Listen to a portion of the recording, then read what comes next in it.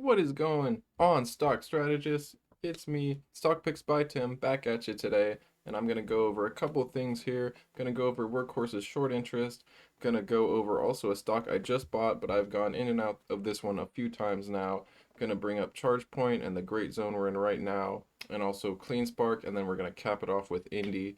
But before that, guys, I want to show you guys real quick. Check it out. Got my crypto card. I've had it for a while. As you can see, it's a little worn, but I'll leave a link below for a $40 reward when you sign up and start an account with BlockFi. Definitely a great deal there. I highly recommend it. I've made over $100 now so far with just using my card.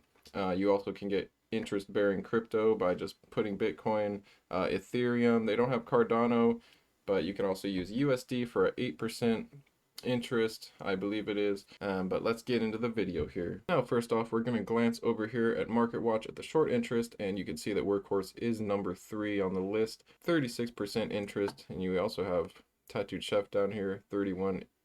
I'll glance over that in a second. I don't want to step over people's toes. There's definitely enough people talking about Tattooed Chef. Shout out to Jeremy, but I will mention that I did buy some here, and I'll show you why.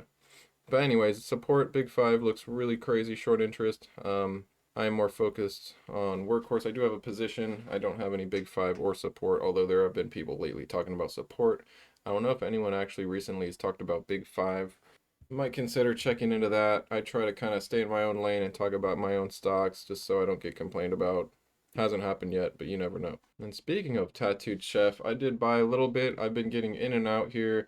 I like to buy under 20 and then I'll pop it in the 20s. But yeah, I did buy a little position here. Definitely like it where it's at. Now, going back into the chart here, why we had this sell-off here was that was when earnings came out. I honestly don't think earnings were all that bad. Revenue was a little bit less than the last quarter. I'll actually show you right now here. Revenue was a little bit less when you compare the previous quarter, but very small, just by a little bit. Okay, earnings per share was quite negative, but that is also because they are investing back into themselves, working on acquisitions, building their brand out. I mean, it's a growth company, that's to be expected, okay? That is pretty crappy though, but caused a pretty big sell-off, but we had a quick rise back up. And now you'll notice this $18 line I drew here. This is because previously it was a pretty decent support, I'd say. It hit it here, came down a little bit, hit this support. So we kind of do have a play on these two support levels, I've noticed.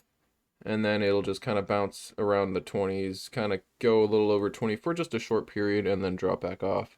But it was on a nice little stride, and then we had the earnings, which wasn't too fantastic. I'm looking at it as a good price in my opinion. I don't think it's really going to come to this 18. It of course could, but just keep that in mind. Now getting into the next stock that I've actually been nibbling at, I think it's just a fantastic price for me at least, and I've been buying it right here just at that low 20. We see a clear support level, keeps bouncing. It did drop a little bit lower, almost reached that $20 support, which as I've shown you in other videos, we have 4 clear times that it just hit that support and just blasted off. So I am playing these support levels as a buying zone, and I will be playing probably the 25s and up as a sell zone in the near future. But when I look at this, I just see this as too much of a good deal for me to pass up. I did nibble at this. My son also has a position as well. And I think that's that for Chargepoint right now. And CleanSpark has been slowly dropping a little bit lately. I did buy some of this actually on Friday last week. I didn't buy any today. My son has a position in this as well, which is definitely long term. He's only 4 years old, so this is like, for him it's a long term portfolio. And the stocks I have for him actually are APTS, which I've talked about previously. CleanSpark, of course, ChargePoint. He also has a little bit of INDI, which I'll get into in just a second. But if you look at the RSI, we keep bouncing off of oversold. We're right near it, looking really near it. And for me, this is just a decent zone for me at least to nibble at. We were trading in this channel here. If you'll notice, we've been trading in this channel. It came up, fell back down. We had the executive compensation, had a huge gap, had a huge rise. We filled that gap, and now we've been kind of just around this channel, and it did break the channel. So be aware of that. We did have green after hours, which to me is a sign that this little sell-off, you know, it was just a little too much of a good deal in my opinion, that we had a nice little spike back up after hours, We'll see what it continues to do throughout the week. Now, as for this, I don't really see this zone happening again. I did draw this level because this was where the after earnings and just the news about the executive based compensation, like I said, but I don't think I don't really don't see this support level coming back for us anytime soon. We might have a little bounce somewhere around here, come back to this channel and keep trading sideways for a while until we have any kind of new catalyst, positive or negative. But that's just how I'm playing that. I was nibbling at it here at this channel. I'm kind of waiting to see what it's going to do. But for me, yeah, this is still a zone to buy, and I wouldn't be too worried about it in this area. And finally getting into INDI here. And this is another one where it was trading a lot in this channel. There's a lot of profit taking when it would have a spike, but not really this time. We've been trending upwards, not too much profit taking. Honestly, I was hoping for that 1050 for a support. We'll see what happens. It did bounce right off of it like nobody's business just a few days ago. And we're kind of trending up higher, and we'll see how this goes. I did actually buy my son a little bit of INDI today because he didn't have a position, and I did want to build out a small position. And if it goes any lower, I will be nibbling at that for his account and also for mine. But I have a feeling that this 1050 support will hold pretty strong. We'll see what happens though. I could always be wrong. For me, INDI is honestly one of my highest conviction plays.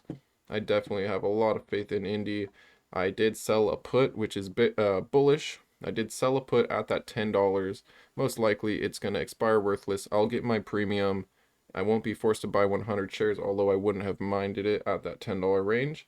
I might consider placing another put, selling another put after this one expires on the 17th, which is Friday.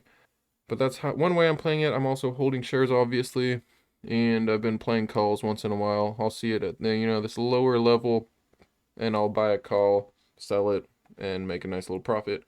But definitely, I would wait. Probably, if I were you, I can't tell you what to do, but I would, if I don't have a position, if I didn't have a position in this yet, I would probably wait for a little cool down because it is slightly higher risk up here. We're in uncharted territories. Just being real with you.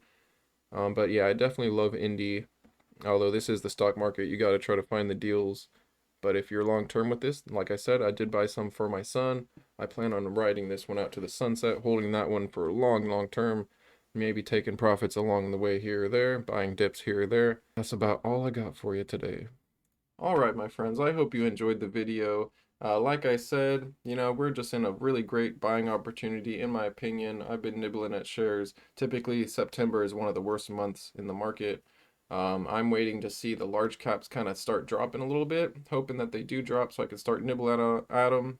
Hoping that those small caps start rising so I can take some profits, move them into the larger caps if they start dropping. But currently, I do have a lot of small caps in my portfolio, probably a little bit heavier than large caps. I got rid of my Apple that I held. I got rid of AMD. There's a lot of stuff that to me seems like getting to overvalued territory. Took some profits, and I'm just holding definitely a decent position of cash. I'd say about 10-15% of my total assets is cash. The other 10-15% would be crypto, and the rest stocks. And that's just how I'm playing this right now. I'm waiting to get out of September. Hopefully we'll have a decent month in October. It's all uncertain. You never know what's going to happen. But I'm just finding deals when I see them, and I'm pouncing on them. Thanks again, guys. Hope you enjoyed this quick little video. I will see you on the next one.